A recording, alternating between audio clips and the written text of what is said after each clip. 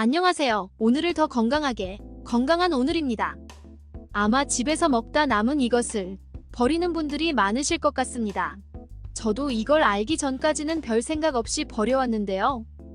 하지만 밥을 지을 때 먹다 남은 이것을 넣어 지으면 몸 안의 염증을 제거해주는 것은 물론이고 혈액순환도 개선해줄 뿐 아니라 밥의 영양소도 더 높아지며 밥맛까지 좋아진다고 합니다. 노년층으로 갈수록 소화력이 떨어져서 고민인 분들이 많으실 텐데요. 마찬가지로 밥을 지을 때 이것을 넣어주면 소화도 돕기 때문에 너무 좋습니다. 오늘 영상을 끝까지 보시고 특별히 돈 들이지 않고도 삶의 질을 높일 수 있으니 좋은 정보 얻어가시기 바랄게요.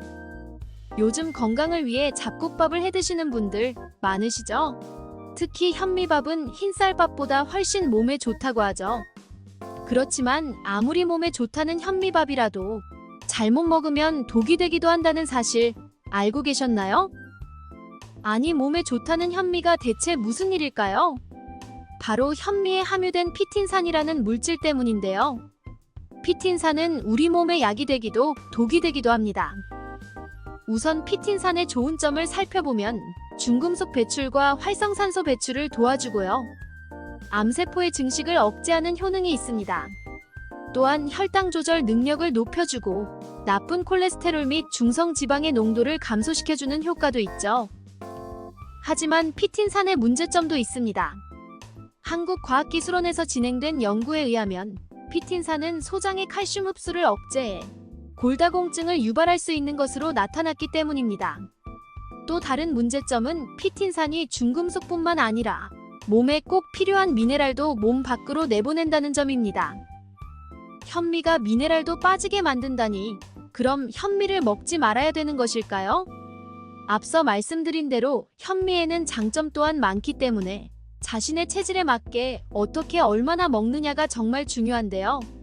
평소 이런 분들은 섭취를 고민해 볼 필요는 있으니 주의하시기 바랍니다. 먼저 치아가 안 좋은 분들입니다. 피틴산을 먹더라도 위장에서 소화를 제대로만 시킨다면 미네랄이 과도하게 배출되는 것을 막을 수 있는데요. 이를 위해서는 현미를 꼭꼭 씹어 잘게 부숴주는 것이 중요합니다. 그런데 치아가 좋지 않은 분들의 경우 꼭꼭 씹기가 힘들어 소화가 어려워지고 미네랄 결핍이 오게 될 수 있습니다. 따라서 이런 분들의 경우 현미밥은 가끔씩만 섭취하시고 드실 때는 최대한 천천히 꼭꼭 씹어 드시는 것이 좋습니다. 다음으로는 소화가 약한 분들입니다. 노년이 되면 소화력이 약해지게 되죠. 이런 경우 일반 현미를 먹기보다 발화된 현미를 드시는 것이 좋습니다. 현미를 발화시키면 영양 성분이 증가할 뿐 아니라 소화도 더 쉬워지고 맛도 좋아지는데요. 여기에 피틴산의 함량도 절반으로 줄어들기 때문에 부담 없이 섭취할 수가 있습니다.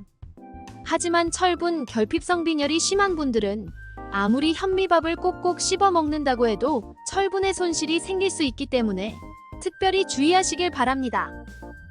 여기까지 현미밥의 장단점에 대해서 알아보았는데요. 현미밥을 지을 때 같이 넣어주면 정말 좋은 것이 있습니다. 그건 바로 소주인데요. 밥 지을 때 소주라니 뭔가 어울리지 않는 조합이죠? 농촌진흥청 국립식량과학원에서는 밥에 소주를 넣는 연구를 진행한 적이 있는데요. 연구진은 쌀 100g을 기준으로 현미를 30% 비율로 첨가한 뒤 한 그룹은 순수한 물 120ml를, 다른 한 그룹은 물 100ml와 소주 20ml를 넣어 밥을 지었습니다. 그 결과 소주를 넣은 현미밥의 총 폴리페놀 함량이 물만 넣은 밥에 비해 17%나 높은 것으로 나타났습니다.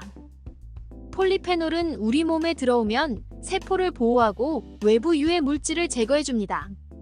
또 혈액순환 개선, 염증 완화에도 큰 도움을 주는 성분인데요. 소주를 넣으면 폴리페놀 함량만 높아지는 것이 아닙니다. 많은 분들이 현미밥을 먹기 부담스러워하는 이유가 현미밥 특유의 딱딱한 식감 때문이죠. 소주를 활용해 밥을 지으면 현미의 딱딱한 식감이 부드러워집니다.